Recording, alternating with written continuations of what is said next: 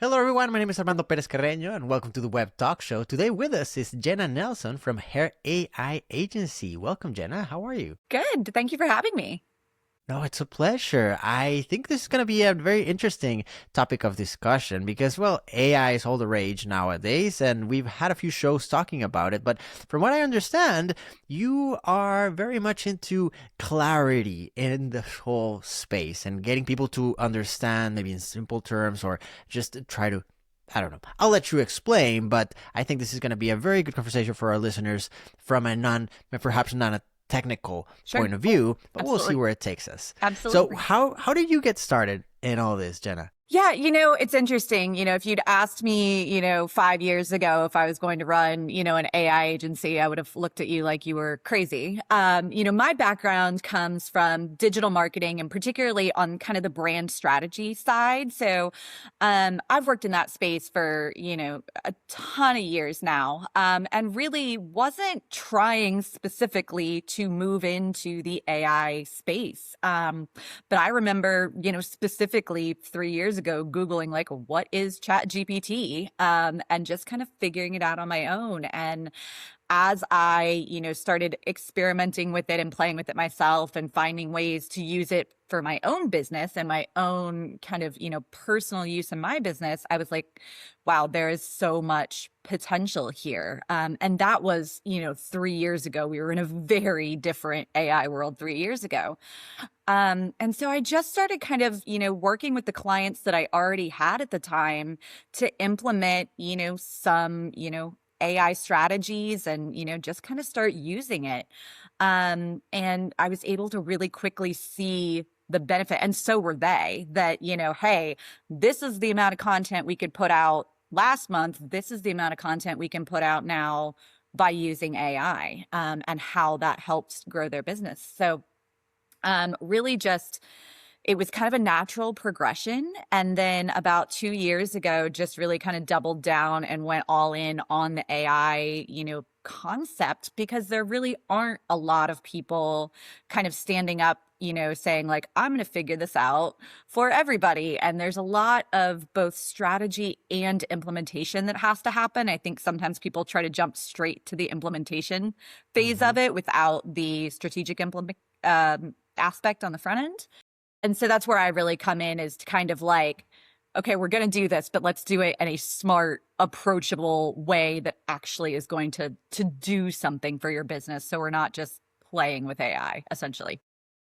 Right. That makes a lot of sense. One of the places where I see AI being used a lot and then very well, not a lot in the sense that everyone is using it, but that some people are using it a lot, Sure. is precisely go to market and other, even cold calling, Yeah. cold outreach, Yeah. that sort of thing, right? Yeah. Because it sort of brings possibilities to an individual who perhaps could have never gotten that level of scale, Right. right? Right. Absolutely. Yeah. Particularly for, individual, solo proprietor type of businesses or really small businesses, this is maybe the biggest leg up for them, because it gives you the opportunity to kind of compete with businesses that are already at scale, that have investor funding, that have big teams.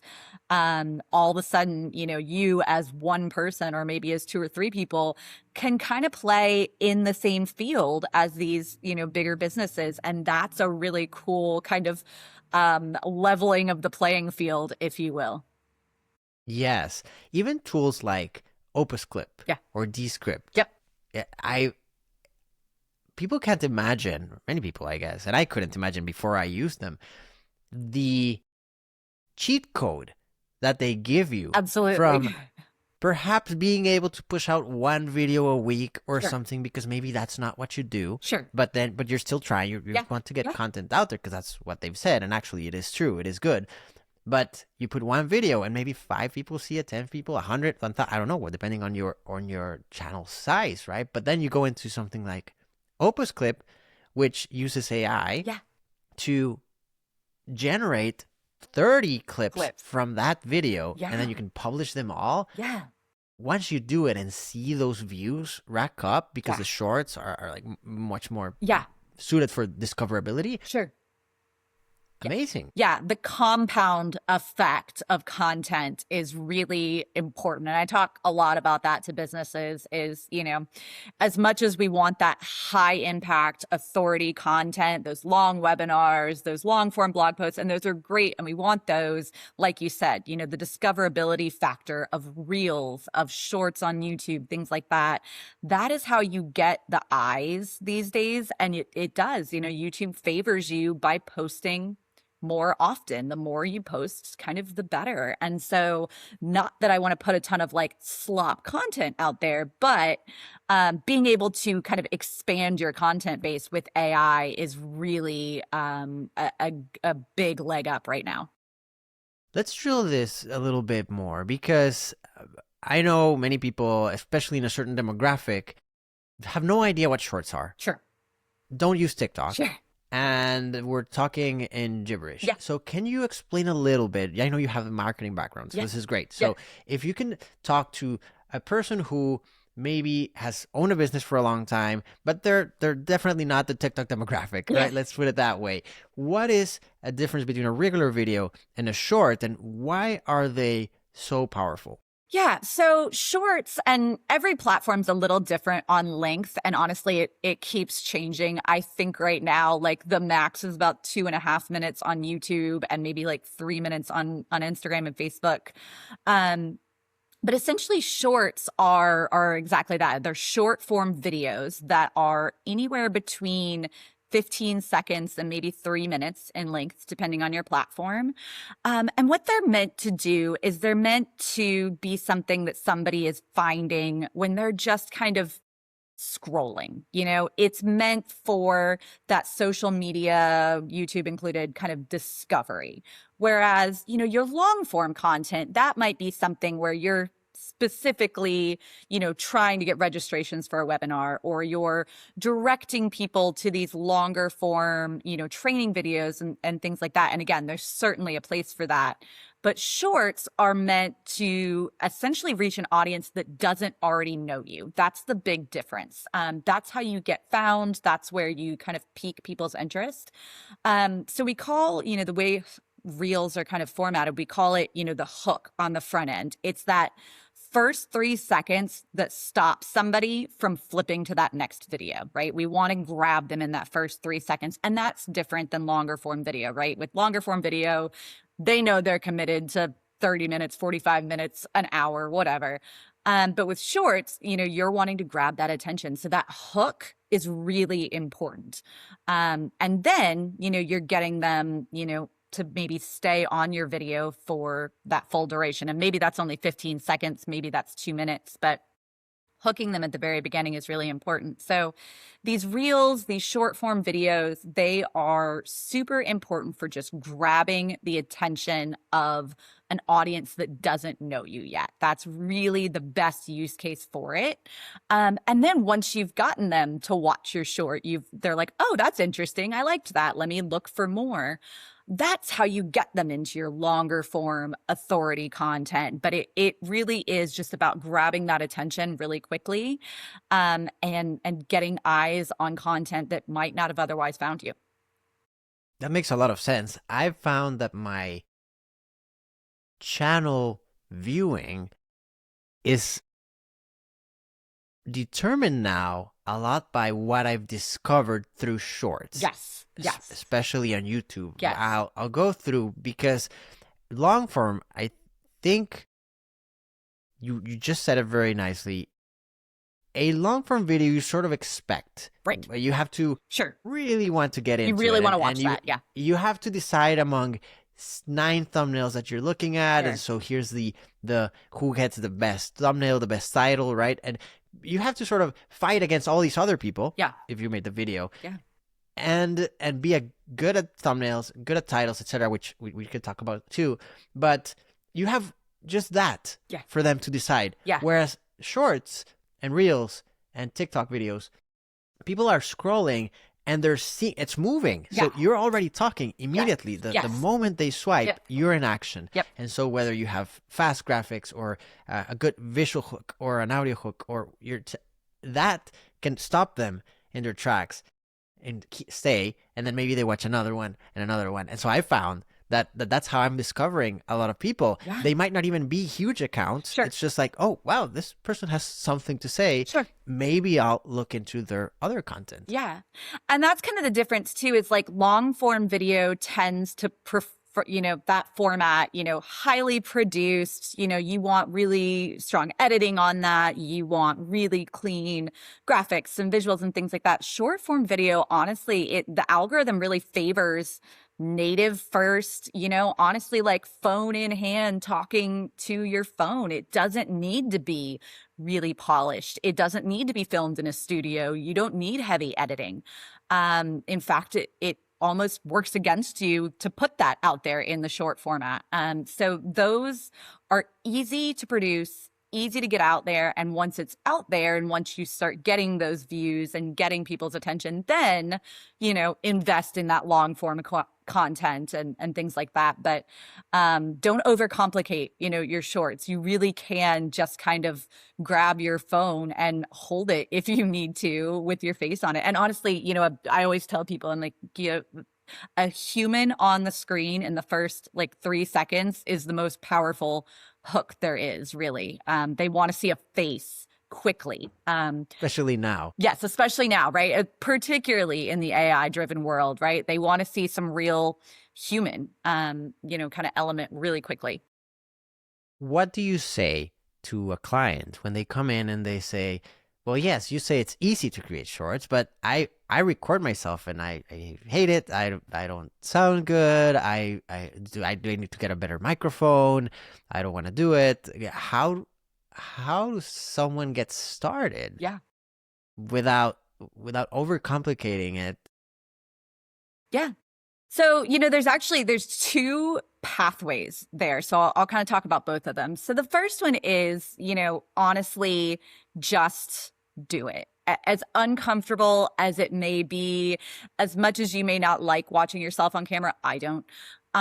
You kind of just have to get over it and just get it out there. We're far more critical of ourselves than anyone else is in the general public. And honestly, people aren't paying as much attention as you think they are, right? Like they're scrolling, they're watching these on social media. They are not like eyeball hair and noticing every hair that's out of place or how tired you look. Honestly, like you are overcomplicating that on your own. So that's kind of what I always tell people is like, I get it. I know it's uncomfortable. I don't like doing it either, but just get it done. The biggest place you're shooting yourself in your foot is by being invisible.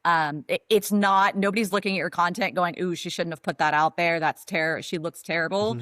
They're more likely to never find you because you're not putting it out there to begin with.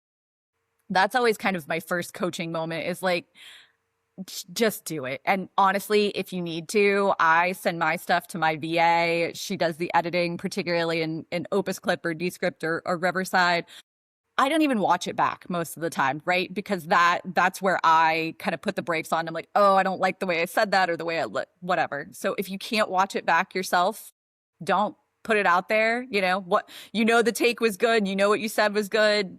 Get it out there. Just don't second guess it. So I think that's one path, right? It's like, just do it. And when you start seeing the results of it, I think that helps kind of get you over that. It's like, oh, people are watching it and they're liking it and they're commenting on it. So I guess it's not as bad as I thought. So I think that's one path. The other second path too is, there are AI avatars, and you can, create video. It takes about 2 minutes of really good, solid video of yourself to create these AI avatars, and they've gotten really good. It takes some training, it takes some tweaking. But if you truly are really uncomfortable filming yourself, or if you're like, I don't know what to say, I get stuck, I don't like the way I look on camera, that kind of stuff. You can overcome some of that with an AI avatar now. And I don't necessarily advise anybody to make all of their content with an AI avatar. But truly, when we're talking about getting, this long form kind of clipped up into, smaller sections and reels and stuff like that, if that's a better pathway for you, then do it. ultimately, if your message is good, if what you're putting out, if the content is good, then use the AI avatar if you need to. If you don't have time to record, if you've got kids running around in the background all the time, or, there's just not a good space to record, that can be a really great option too. So I use those strategically with clients where it's just like, or, too busy. I have a lot of attorney clients, right? And like, it is not a good use of their time to sit and film all of these shorts for the most part, right? So I get them to film some high impact clips, and then we use AI avatars from then on out, and that can be really effective as well. Oh, that's a good tip. And then also, I've seen there are some really big channels that don't even have someone speaking. Like, what's Naval? Is it? I'm considering me ignorant in this one, but I've it's just text on the screen. Yeah. It's like a back screen, and then they just talk, but they're tremendously Yeah. powerful because of what they say. Yes. And people resonate with what they've said. Yes. So yeah, AI avatar, have text on the screen, just narrate it. Yeah. You can even Faceless clone your shield. voice like to the Yeah. point of the AI Yeah. avatar. You could, if you're good, like you could do a few and then use your voice for the rest. If it's what Absolutely.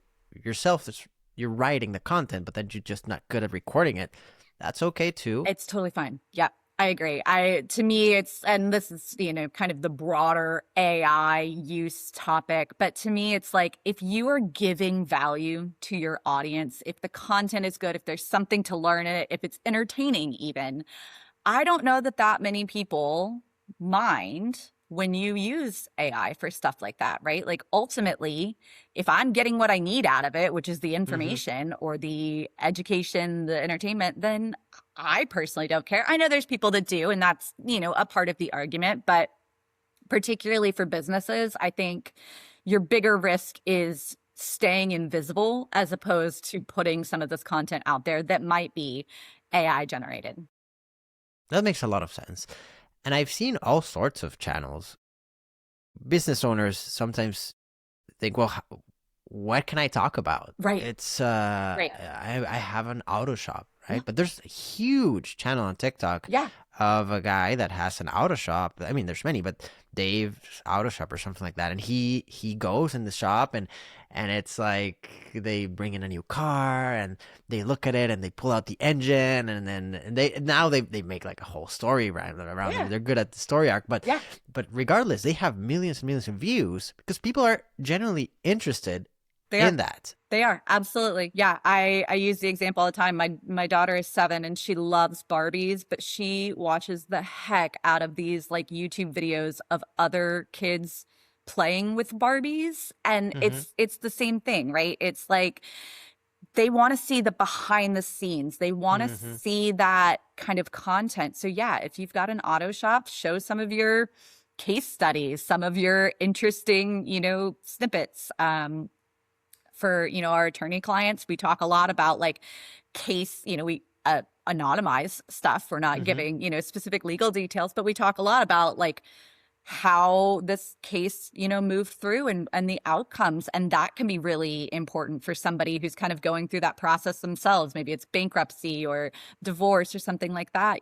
They seeing how that process is going to play out is really valuable too. So there is valuable content that can be made for every business. House cleaners, right? Like I see it all the time, right? Like before and afters, right? Like Yeah. show the sped up clean, right? Like there is stuff you can put out there, even if you feel like, hey, I've got a boring business. It's obvious what I do. I clean houses. There's still content you can put out there. Yeah, that's a great example. Yeah. There's one that has popped up in my feed every so often that it's this guy that's steam cleaning. So they go in a house and they steam clean everything, but the before and after, like you just said, Absolutely. it's amazing. So That you're would like, get me wow, I every want time, that. right? Yeah. Yeah. So there's all sorts of stuff you can put out there.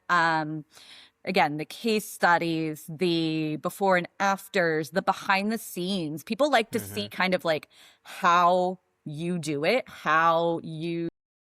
what your personality is like behind the business. So don't be afraid to show like, this is, what it looks like on the back end. Here's a video of me filming a short, Mm. right? Like that kind of stuff is interesting to people. So I think we tend to overcomplicate it. And truly, these short video formats, they are meant for scrolling and for people just kind of looking. It doesn't have to, every piece of short form content does not need to be like hitting it out of the ballpark, frankly. Yes, that's a good point. They're for discovery, and then they might lead you to something else, To something else. Yeah. which actually leads me to another topic that we've seen, where earlier you said sometimes it might even affect you if you have everything overproduced, right? And I mean, if you have a big channel, it probably won't. But Yeah. sometimes what we've seen is the algorithm, specifically TikTok, if everything looks sort of the same, sometimes it can demote it a little Yeah. bit. Yeah. But if it's all different, that because it feels more genuine, more like organic, that you're outside, that you're here, that you're there, etc., then it might do better, regardless of the production value. Yeah, absolutely. And that's something that's kind of changed over the last maybe Mm-hmm. 5 years or so. Years ago, it was like everything looked very organic, right? Like the video quality was bad. And so what stopped the scroll then was high produced, really cool looking videos and effects and things like that. Well, now we've moved into an era where everything looks like that, right? Like we're Mm-hmm. seeing all the cool effects. We're seeing the AI videos. So now we're moving into a phase where what's stopping the scroll is really basic human on-screen content. That's what stops the scroll now. So you just kind of have to almost, I kind of say like, look at what you see a lot of and Mm-hmm. do kind of the opposite. And I know that sounds counterproductive, but that's what stops the scroll is that, kind of like it interrupts their pattern, right? Like they're seeing the same thing, they're seeing the same thing. Oh, that looks different. That grabs people's attention. So interrupting patterns is a really valuable tool to use with short form content. Now, let me ask you something, and I might be completely off here, but you're in this space. I've been feeling something odd, which is there's this guy on YouTube, Calloway, I think is his name. He does really very nice videos, like highly polished, really good, which I would think from a production perspective, oh, I would love my videos to look like that, right? Yeah. But at the same time, because he shows you all the story arc and how you do like all that, and all that makes sense, and I know it works, and I know people sort of are driven to it. But at the same time, I feel, in just my experience, I don't know if anyone else feels this, but now when I'm watching videos, if they do the same hook that we've seen in TV and everything for such a long time, where it's like they give you a little teaser and then they stop it because it's part of what the rest of it, right? So they did it just so you keep watching, and then they stop it and then they start from the beginning, and then eventually you get to that. Like now, all of a sudden now I'm starting to feel like anxious. Like I see that and I'm like, why didn't you just, if that was a good part, just show me that good part. Just tell me, yeah. Right? Like I don't need the whole thing. I'm already here for the video, right? So I don't know. It makes sense. People use it. It's a way to get traffic, of course, but it's starting to get into that territory of clickbait, right? It's not clickbait, but I think you know where I'm going with this. It's like I'm starting to relate more to videos that just get to the point, Just get to the really, instead of like faking me into it so that then I last longer in the video. Absolutely. What are your thoughts on that? Yeah. And honestly, what you're experiencing is really the change in kind of content and also search dynamics as a result of AI.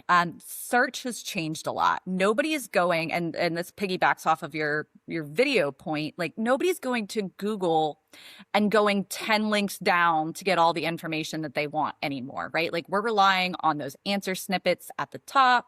We're going to ChatGPT and asking a question and expecting an answer.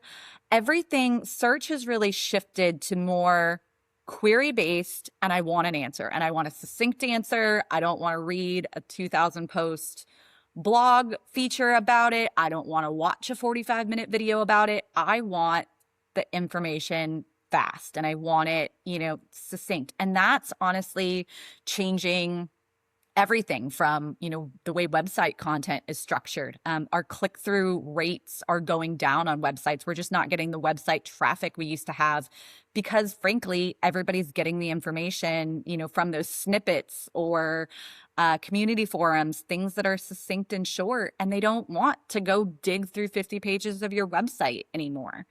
And same thing with videos, right? Like what is getting the attention right now and the way that consumers are driven is I want to ask a question and I want to get an answer, and then I want to ask follow-up questions and get those answers. So I think that's part of the kind of changing search dynamics. And that's really led by AI, right? Like we are asking questions of Siri, of Alexa, of Claude, of Perplexity. And we're not just going, it's not keyword based anymore. It used to be very keyword based and now it's more query based. And that's truly, that changing dynamic is really important for everybody to kind of understand, both how you search and how you view content, but also for businesses, what you're putting out there.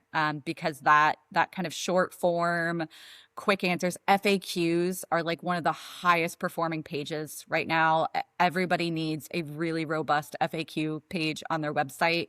That's what's surfacing in answers like that. And that's really important. So same thing with video. It's, you're right. You're right on the money with that. Like nobody wants to have to watch 15 videos to get the answer. They want to watch one quick 30-second reel and get what it is that they want. And funnily enough, like if you get that answer, then maybe you really want to view the long videos from someone. And then it's like coming back to your point earlier that it's swinging the other way. I'm starting to like more the non-produced, just regular video. Totally. I mean, good sound and everything, but that it's the guy or the girl or the woman or man or whatever just looking at the camera and explaining it, even like with a whiteboard or something, like just more organic, because what I'm interested in is in the content and not all the rest of it. Absolutely. And so not for everything, right? There's of course space for graphics and everything, especially if you need to explain a more complex topic.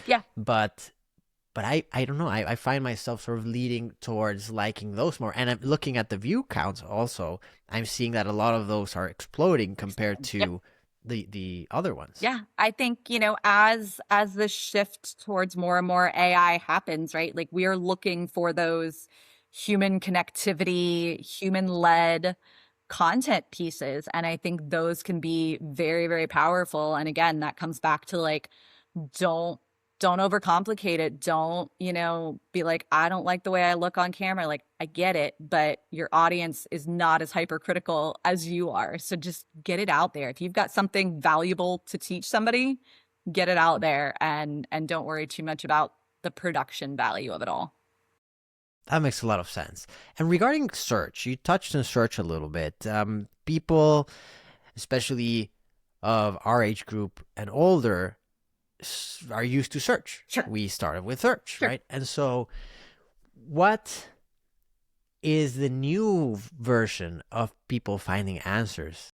Yeah. So it's that query based kind of format, and then expecting an answer back. And then they want to further engage in a query format too. Like they want to ask follow-up questions. Like they want to, and where people are searching is changing. Google is still the top dog. It probably will remain that way for some time. But ChatGPT is growing at a rapid pace. Gemini obviously is a Google product, but using Gemini to search is really coming along. And I think as you mentioned it kind of in a generational aspect, my kids are using Siri and Alexa to get those answers. They are high school students and college students are using the LLMs, ChatGPT, Claude, Gemini, Grok. And so as our age group and above kind of age out a little bit and we bring in the newer generations, we're going to see that switch even more. So it's something you can't, particularly if you're running a business, if you're trying to be visible in the digital space, you can't ignore everywhere that people are searching. They're searching in, we've been talking about YouTube and TikTok. They're searching there for answers. They're going to YouTube first to find out how to do something, not Google. And that's really valuable too. So you need to think, video first. You need to think answer engine optimization first, because we're going to be in an AI first world in a few more years. We're close right now, but give it a couple more years and that's going to be the expectation. So I think that's, I do a lot of kind of bringing businesses into that modern visibility, being found everywhere your audience is looking and not just Google anymore. SEO and Google is still important, but you got to kind of incorporate all those strategies now. What can a business do to get found in these other types of search queries and prompts? Yeah. So, I mean, that is a very loaded and complex answer. But, the biggest thing, the biggest piece of it is that your content now needs to be readable by humans. You want your content to perform, if a human is landing on your page and reading it, I want it to sound natural. I want it to be what a human's going to want to understand and read. But it also needs to be machine readable. AI does not interpret your website or your content in the same way a human does. It doesn't see brand design. It doesn't see your pretty font and your pretty colors and your logo. That's not what it's looking for. It is taking that information and it is, scraping it for the answers it's looking for to serve back to you. So it's really important to structure your content in a way that can be easily understood and digested by these AI tools. That really starts a lot with structured schema. And what that is basically, it's like giving AI a map, essentially. It's like saying, here's all my content. Here's how it fits into certain buckets. Here's how it answers a question. Here's who it helps. Here's how it helps. Explaining that for the machines to then, spit back out is really, really valuable. So structured schema is really important. How you structure your content on a page is really important now. And then, I touched on it already, but those questions and answers. The number one tip I could give anybody right now is start thinking about all of your content in a question and answer format. Like, what is the question my audience asks? How can I answer it? And if you kind of put that forward in every piece of content you put out, it's going to be more likely to be picked up, by the AI tools. So that's really valuable. Another thing, and we've already talked about video. Video is a big component of being found right now. So certainly incorporate those video strategies. But, another component too are community forums. One of the things that ChatGPT in particular serves up a lot, and also, the Google answer snippets, are Reddit forums. So, making sure you have a brand presence in Reddit, on Facebook, on LinkedIn is another really big one that it pulls from. So you want that brand presence so that it finds you. So that's another big tip. But it's a rapidly changing world out there right now, and that's a big question that a lot of people are coming to me and to others in my space for right now. It's like, how do we get found by AI? And those are at least some starting points. It's a complex narrative all around. Yes, LinkedIn is a great It is. thing because we used to see it as just like a stuffy corporate platform. Yes, as an HR use platform. But Yep. nowadays, there's actually good content and there's video, and video is being surfaced a lot. But more importantly, to your point, it is crawlable. It is. So if you actually create posts, and I should do more of that myself, if you create posts on LinkedIn, they surface on search. And so then people and LLMs can find it there and then get that content. And it's a more reputable, sometimes in terms of SEO juice, if you will, because of the size and scope of LinkedIn versus maybe your website. Absolutely. Yeah. And I think even, versus something like Reddit, right? Like a lot of people are more likely to maybe trust a LinkedIn article versus a Reddit post. Not to say that they necessarily should be. There's a lot of value to be had out there in the community Mm-hmm. forums, but LinkedIn is a big driver of LLM content. And like you said, it is crawlable. Instagram is not crawled hardly at all. So if that's your focus platform, like it's great for Instagram discoverability. It's not likely to be surfaced on Google or in an LLM. So if that's your goal, your priorities are really, maybe LinkedIn and TikTok, YouTube second Mm-hmm. would be my recommendation. But those video first platforms more so than LinkedIn. Facebook does get surfaced a little, but it's not as well crawled either as LinkedIn. Yes, and YouTube, I find myself searching mostly Mm-hmm. on YouTube when I Same. want a tutorial for something, especially newer things, like something that just released yesterday. Yeah. I'll look for it on YouTube Yeah. because it's more likely that someone created a video on it Absolutely. than it being posted on a website and that it has been crawled already, Absolutely. right? Yeah.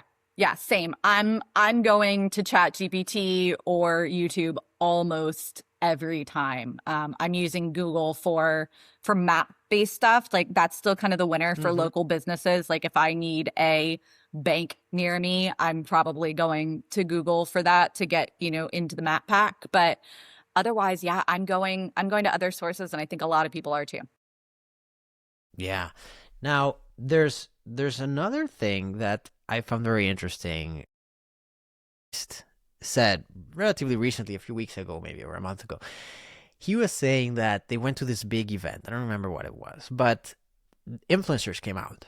I don't know if you saw this clip, but it was very interesting to me because he said that when the shorts people came out first, the crowd were all happy and clapping, and Yeah. it was Yeah. super nice.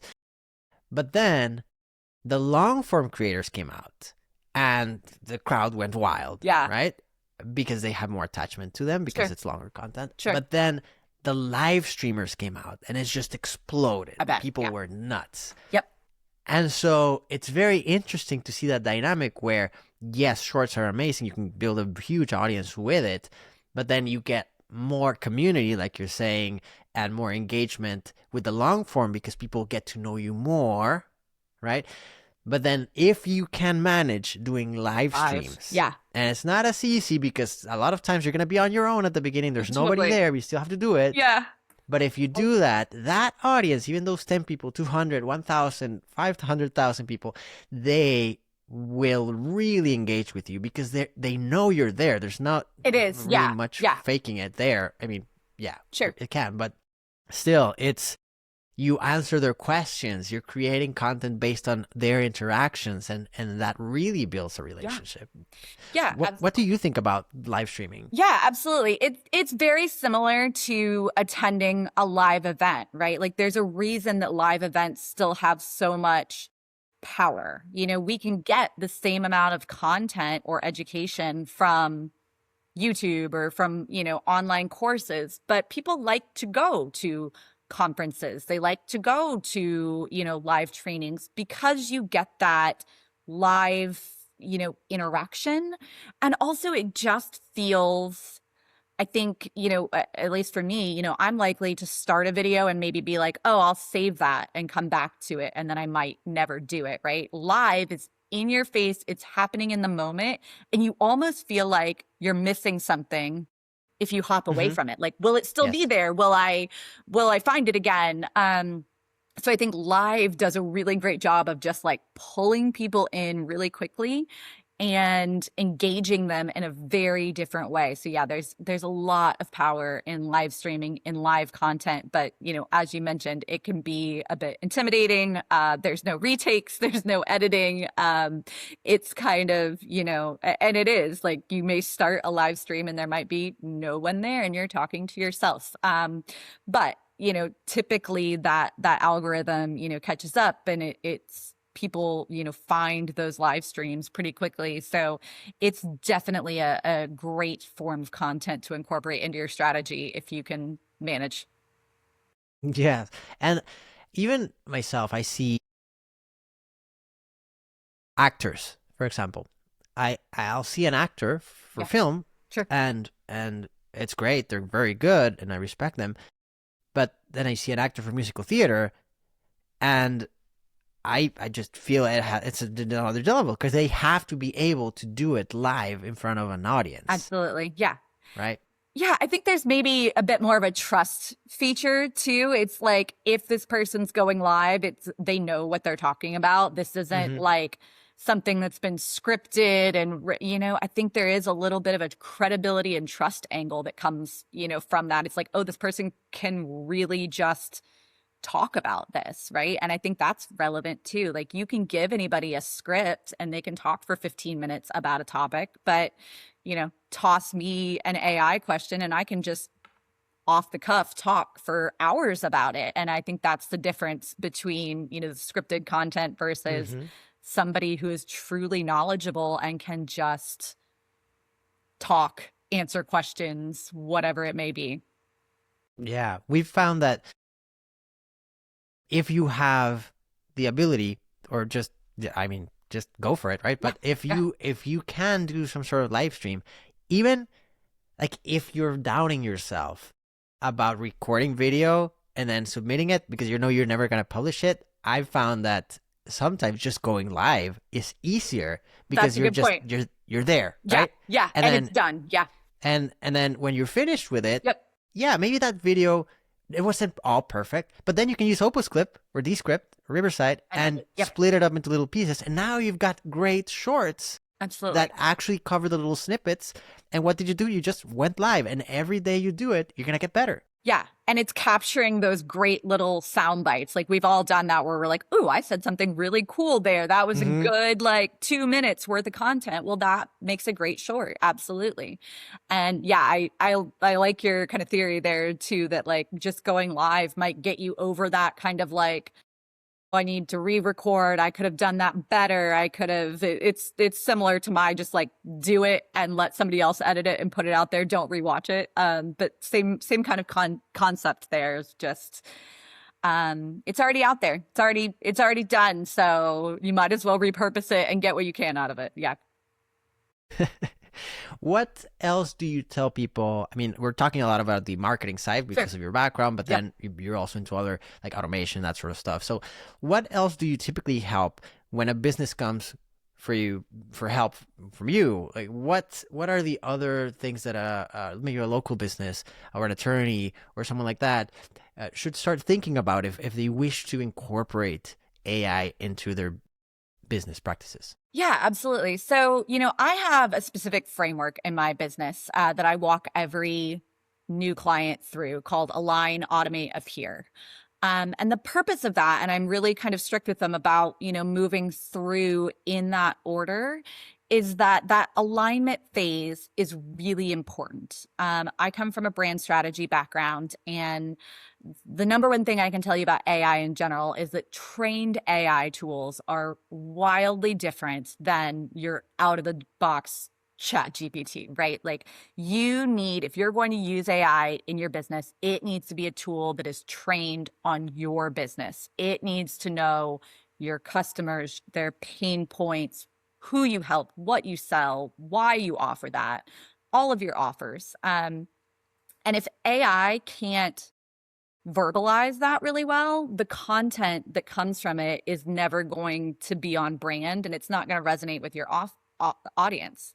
But where that starts is I have to have the training material to train the AI tool on in the first place. And what I found, in the beginning when I was working with businesses and, before, I formalized the process was when I would go and ask them questions to train these AI tools, they didn't always have all of the answers. As founders, as entrepreneurs, we kind of dive in with a dream and an idea, but we might never just sit down and map out what are my customers' top 5 pain points? Who are my ideal customers? What are they like? Who are they? What do they do? What platforms are they on? And so a big part of my process is taking a business through that alignment phase. It is essentially like a brand strategy boot camp Mm-hmm. because I can't train the AI tool until we've done that part of it. And so it becomes a really interesting exercise that a lot of businesses have never been through, or maybe, when they first started working with like a brand consultant, they talked a little bit about their logo colors and what they wanted people to feel. And that's all great.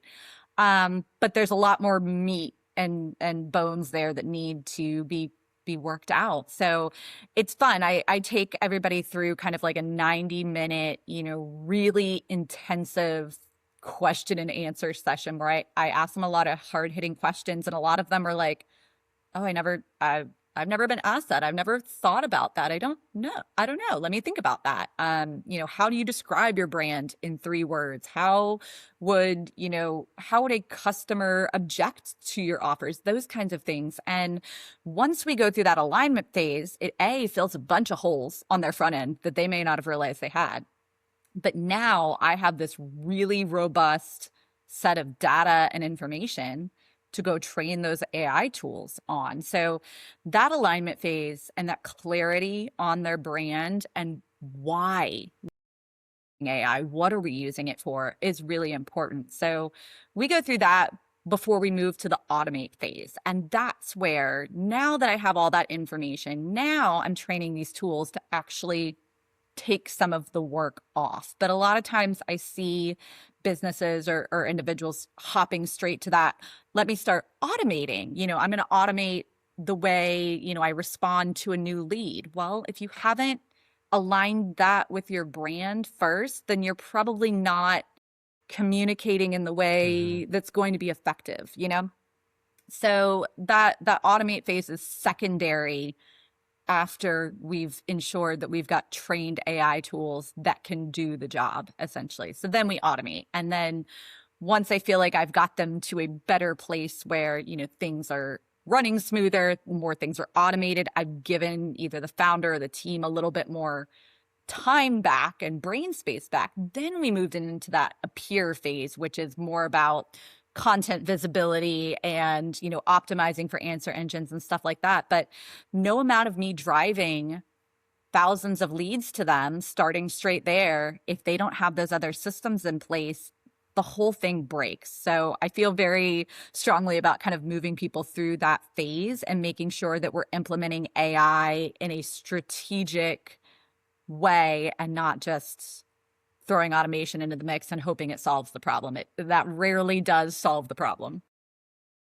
Yes, for sure. I've seen a lot of businesses with that precise issue where you ask them, okay, so who's your ideal customer? Like, well, everyone. Right. Yes, but who do you sell to?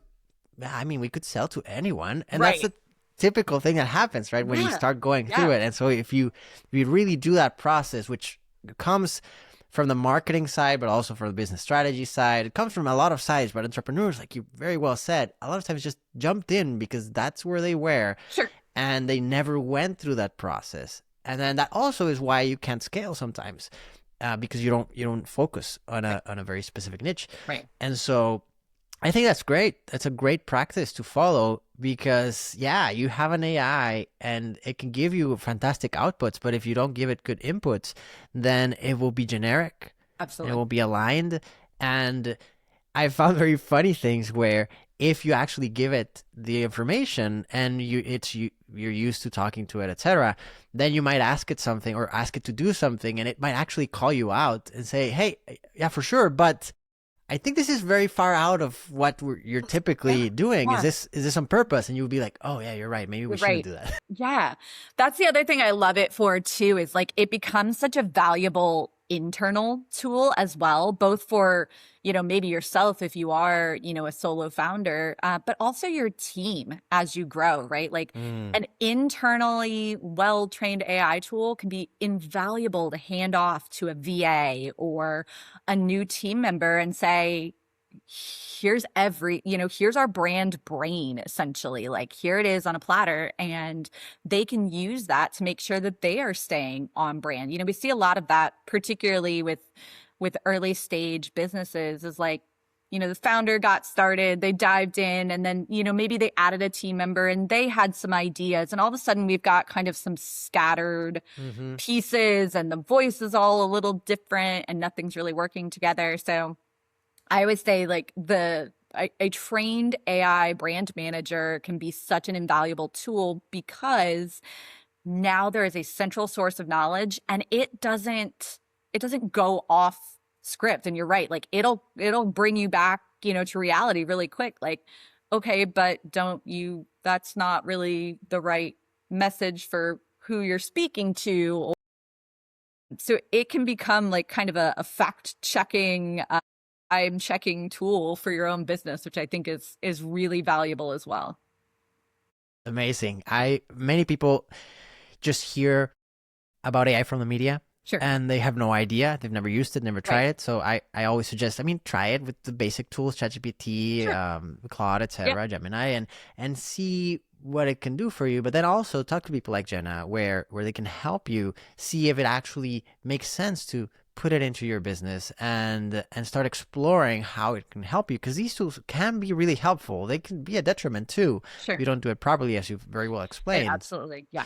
I think, in my opinion, they're great tools. They're going to help us a lot, and they're here to stay. It's just let's just find the right way to Right. use it for each person. Exactly. Yeah. And it's different for every business. It's different for every stage of business. So really finding that right point of entry and, not trying, a lot of times I see people try to adopt too many AI things at once, right? Like, let's throw every tool in the mix. I've had founders come to me and they're like, I want to AI my entire business. And I'm like, cool, let's do that. But like, one piece at Baby a steps. time, right? Like Yes. baby steps. Let's not Yes. break the whole system. Let's start slow, start with the most impactful workflow. What's the one thing we can start with that's going to have a measurable impact? Let's do that and then grow from there. Because you can have a big failure point if you just try to let AI take over and hope for the best. That's usually not the approach that's going to get you the results you want. I was gonna ask you what was a tip that you would give people to get started with AI, and that's definitely one of the best ones. It is. It is. Yeah. Start slow and start in a place. I like to start with internal style workflows Hmm. before we roll it out to client facing or something that's going to directly interact with your customer.